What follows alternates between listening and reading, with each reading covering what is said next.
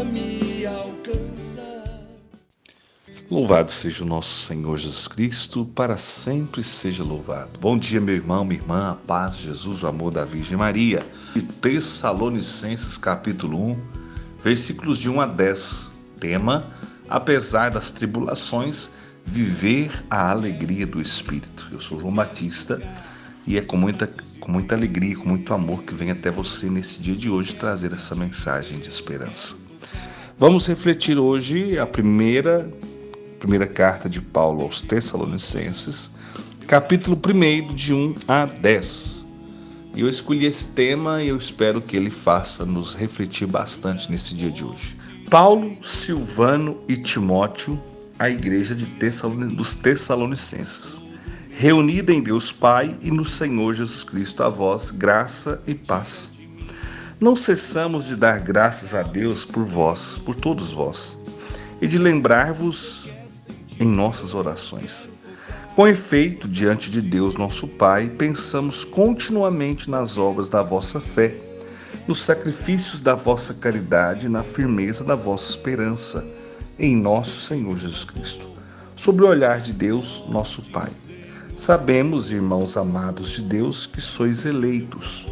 O nosso Evangelho vos foi pregado, não somente por palavra, mas também com poder, com o Espírito Santo e com plena convicção. Sabeis o que temos sido entre vós para a vossa salvação.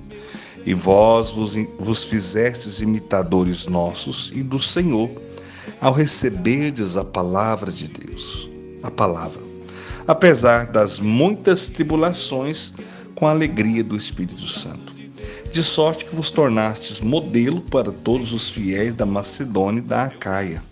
Em verdade, partindo de vós, não só ressoou a palavra do Senhor pela Macedônia e Acaia, mas também se propagou a fama de vossa fé em Deus por toda parte, de maneira que não temos necessidade de dizer coisa alguma. De fato, a nosso respeito, conta-se por toda parte qual foi o acolhimento que da vossa parte tivemos, e como abandonastes os ídolos e vos convertestes a Deus, para servirdes ao Deus vivo e verdadeiro, e aguardardes dos céus seu Filho que Deus ressuscitou dos mortos, Jesus, que nos livra da ira iminente. Palavra do Senhor, graças a Deus. Amados, Paulo começa essa carta deixando claro que é ele, Silvano e Timóteo, que escrevem, que encaminham as cartas à igreja dos Tessalonicenses. Claro que é Paulo que vai escrevê-las, mas Silvano e Timóteo são os seus companheiros de missão e, claro, juntos vão direcionando a carta, e essa carta começa com uma ação de graças, com louvor a Deus por aquilo que cada um do povo dos Tessalonicenses, claro, dos cristãos que ali habitam, significa para Paulo, para Paulo, Timóteo e Silvano. O que esse povo representa? O versículo 2 já começa dizendo: não cessamos de dar graças a Deus por todos vós e de lembrar-vos em nossas orações. Então, com certeza, eram irmãos que traziam muita alegria ao coração de Paulo. Eram irmãos que estavam lutando para viver segundo a vontade de Cristo, segundo a palavra que havia sido pregada. Como que era a ação do Espírito e o poder da palavra que era pregado, Eu fico impressionado. Hoje nós temos tantas condições de ouvir a palavra de Deus. A gente ouve, você vê pessoas que ouvem a palavra de Deus o dia inteiro e não se convertem. Paulo chegava numa comunidade, pregava ali, e pouco tempo depois a comunidade toda estava convertida. Quer outro exemplo? Quando Jonas vai para Nínive, ele gasta, se eu não estou me enganado aqui, 3 dias para percorrer a cidade, evangelizando, falando das coisas de Deus, e a palavra vai concluir no final dizendo que todo aquele povo se converteu a Deus, se arrependeu dos pecados e converteu. Hoje as pessoas ouvem a palavra, vão no grupo de oração, vão na missa, ouvem pela televisão, ouvem em todo lugar e não muda de atitude. Aonde estamos falhando? Aonde está a falha? É na nossa pregação ou no acolhimento da palavra de Deus? o que acontece, o que está acontecendo com a nossa geração. É verdade, nós estamos sendo sufocados, bombardeados por informação, por notícia o dia inteiro. O dia todo chega coisas boas e ruins até nós. Graças a Deus que chega coisa boa também. Agora, a decisão de acolher ou não essas coisas, ela é de cada pessoa. Mas o que eu estou dizendo é como que a palavra chegava aos corações. As pessoas ouviam ali, já se convertiam, mudavam de vida, já queriam ser cristãos de forma autêntica, verdadeira. Hoje não. Hoje é mais fácil, a gente prega, a pessoa ouve a pregação 20 anos da sua vida, de repente aparece qualquer um por aí, fala qualquer besteira, a pessoa já muda de religião, já deixa de acreditar em Deus, já quando muda de religião e segue uma religião cristã, né? Menos mal. Mas o problema é que muitos estão deixando de servir a Deus, de acreditar em Deus, de acreditar no céu, de acreditar no inferno, acreditar que existe todas essas coisas. E isso é que é muito doloroso que está acontecendo hoje. O número de pessoas que dizem não acreditar em nada aumentou, mais que dobrou. Mas é claro, as famílias hoje têm medo de falar de Deus dentro de casa. As famílias têm medo de falar de Jesus Cristo dentro da família. Tem medo de, sabe, Cristo, às vezes é só o Cristo que eles vêem na igreja, então é um Cristo lá no céu, é um Cristo distante. Não colocam Cristo presente e vivo dentro da sua casa. Se não plantar no coração de uma criança a semente do amor, a semente da palavra, daqui 10, 15 anos, não precisa exigir dele ir para a igreja, não. Você não plantou? E o que é mais triste? Também tem casos que pais plantam a vida inteira, que quando chegar aos 15, 16 anos, o menino não quer nem ir para a igreja mais. Então, assim, não é fácil. Eu sei que não é fácil trabalhar a questão da fé. Os atrativos do mundo hoje são muitos. Né? O que sequestra-nos da presença de Deus são muitas coisas. Então, eu queria que essa reflexão de hoje começasse a nos levar a pensar exatamente isso. Qual o efeito que a palavra de Deus, que a palavra do Senhor tem causado na minha vida? Eu tenho mudado de atitude? Eu tenho sido uma pessoa melhor ao ouvir a palavra? Então essa é a primeira reflexão. Versículo 3 diz: com efeito, diante de Deus nosso Pai, pensamos continuamente nas obras da vossa fé, nos sacrifícios da vossa caridade e na firmeza da vossa esperança em nosso Senhor Jesus Cristo, sob o olhar de Deus nosso Pai. Então, ele já começa relatando as qualidades daquela comunidade, nas obras de fé, nos sacrifícios para realizar a caridade, na firmeza, na esperança para com o nosso Senhor Jesus Cristo e desse olhar firme para com Deus. Então Paulo já começa trazendo uma série de elogios que são visíveis na comunidade tessalônica. Então isso é algo muito bonito. O servo de Deus reconhecer as qualidades que os outros possuem. Isso é muito nobre. Sabemos, irmãos amados de Deus, que sois eleitos. Eleitos quer dizer chamados à fé, chamados a viver a fé, a colocar a fé viva e real em Cristo. Versículo 5: nosso evangelho vos foi pregado não somente por palavra, mas também com poder, com o Espírito Santo e com plena convicção. Sabeis que temos sido entre vós para a vossa salvação. Aqui é o segundo ponto. Eu dizia agora há pouco, será que nós não estamos acolhendo a palavra e não estamos convertendo? E qual o motivo? Agora eu venho com o segundo ponto. Aqui eles falam, a palavra era pregada, não somente a palavra, mas era pregada com poder, com o Espírito Santo, com plena convicção. Será que nós, pregadores da palavra, estamos trazendo essa palavra hoje com poder? Estamos trazendo ela cheia do Espírito Santo? Estamos trazendo ela com convicção? Eu sou uma pessoa que eu particularmente gosto muito de formação.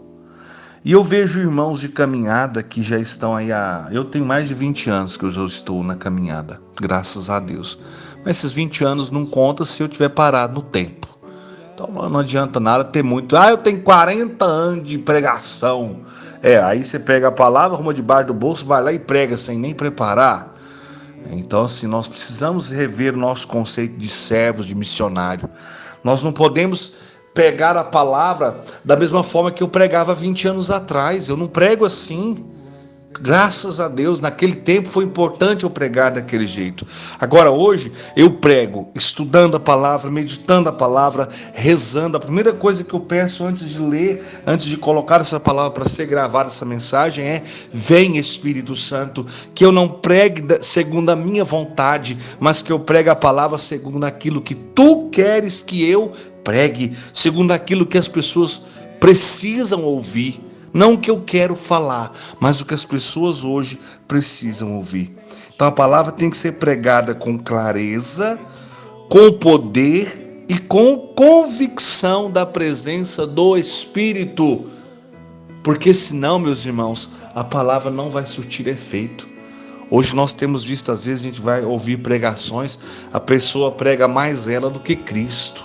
Ah, porque eu fiz, ah, porque eu faço, ah, porque eu sou. Não, tudo bem se em algum momento se a gente for dar um testemunho, a gente encaixa ele na pregação. Mas o centro da pregação é a palavra de Deus. É a palavra de Deus. A palavra tem que estar em evidência. Porque eu tenho recebido tantos testemunhos do que essas palavras de esperança têm feito. Eu louvo demais a Deus por isso. Porque eu sei que é a palavra que está fazendo. É a palavra de Deus que está chegando nos corações com poder, com simplicidade, mas com a graça do Espírito. E a palavra produz efeito. A palavra produz transformação. E aí a palavra de Deus continua no versículo 6, Paulo dizendo: e vós vos fizestes imitadores nossos e do Senhor, ao receberdes a palavra. Ou seja, Paulo vai usar muito essa expressão, imitador. Imitar é querer fazer igual. Se Paulo e os seus companheiros estavam sendo testemunhas de Cristo, então o que há de errado em ser imitador daquilo que Paulo fazia? Porque na verdade Paulo estava tentando imitar com toda a sua força a presença, ou melhor, a vida de Cristo, aquilo que Cristo viveu, aquilo que Cristo pregou e ensinou. Então Paulo reconhece nos irmãos que eles estão tendo um esforço muito grande para fazer a vontade de Cristo. E aí eu te pergunto, você tem lutado para ser reflexo de Cristo? Você tem lutado para fazer a vontade de Jesus? Ou você ouve a mensagem, ela entra no ouvido e sai no outro, você não muda nada, você não tem, você não tem atitude de mudança nenhuma. Meu irmão, nós precisamos ouvir a palavra, e essa palavra precisa nos incomodar, em desalojar o nosso coração. Você precisa ter atitudes de mudança de vida. Você não pode continuar da mesma forma que você estava, não porque o João está pregando, não, mas porque a palavra de Deus convence, a palavra de Deus converte, a palavra de Deus liberta. Quantos estão ouvindo essa palavra, estão às vezes enfermos e não estão tomando posse do poder dessa palavra? Meu irmão, a palavra de Deus te liberta, Deus está com você, então converte o seu coração. Muitos querem a cura, muitos querem a libertação, querem os milagres, mas não querem mudar de vida, mas não querem conversão verdadeira. E aí a palavra de Deus nesse versículo 6 vai dizer: aí está o nosso alento, o nosso consolo, apesar das muitas tribulações, com a alegria do Espírito Santo, de sorte que vos tornastes modelo para todos os fiéis. Aí vai citar as cidades, os povoados onde eles se tornaram modelos. Mas o que eu estou dizendo é ser imitador de Cristo, apesar das tribulações que nós enfrentamos. E isso com a alegria do Espírito, alegria como um fruto do Espírito Santo. Não é se converter e se tornar um cristão triste. Não é se converter e se tornar uma pessoa boba. Não, é se converter e ter o coração feliz, porque Cristo está com você, porque Cristo está do seu lado, te sustentando, te fortalecendo, te amando. É isso, meu irmão. Paulo percebe naquele povo que apesar das tribulações, eles continuam ainda buscando a alegria, colocar essa alegria do Espírito em prática. E isso é muito belo, e isso é muito bonito. Versículo 8 vai terminar, vai dizer: em verdade, partindo de vós, não só ressoou a palavra do Senhor pela Macedônia, Acaia, mas também se propagou a fama de vossa fé em Deus por toda parte, de maneira que não temos necessidade de dizer coisa alguma. Ou seja, aquela comunidade vivia um testemunho de fé. Irmãos, é tão bonito quando eu fico sabendo, ó João, fulano de tal está em tal lugar e está pregando e está servindo a Deus. E as pessoas estão se convertendo, estão mudando de vida. É uma pessoa de fé, uma pessoa de testemunho. E a palavra está dizendo o quê? Aqueles que são de testemunho, de vida, de fé, convencem, convertem, chegam realmente ao coração das pessoas para que as pessoas sejam libertas pelo seu testemunho de vida. Então esse povo de Tessalônica, neste primeiro momento, Paulo está dizendo, vocês têm um testemunho de fé e esse testemunho está arrebanhando muitas almas, muitas pessoas, muitos corações. Que coisa linda! E aí termina dizendo, de fato, a nosso respeito, conta-se por toda parte qual foi o acolhimento que da vossa parte tivemos. Além de tudo, acolhiam bem, né? Como abandonastes os ídolos e vos convertestes a Deus para servirdes ao Deus vivo e verdadeiro. Então abandonaram tudo aquilo que era idolatria, abandonaram tudo aquilo que era mentira, tudo aquilo que era falsidade, para servir a Deus. Ou seja, converteram, que é aquilo que eu falava no início da pregação. Houve ali uma conversão verdadeira, uma conversão do coração. Não foi um teatro, mas foi uma decisão, foi algo decidido. Meu irmão, saia de cima do muro, se converta. O Senhor espera você e Ele quer você por inteiro. E o último versículo diz, e aguardaste do céu seu Filho, que Deus ressuscitou dos mortos, Jesus, que nos livra da ira iminente. Então, esse povo é um povo que aguardava a vinda do Senhor, espera, e é exemplo de expectativa daquilo que Deus tem a realizar na sua vida.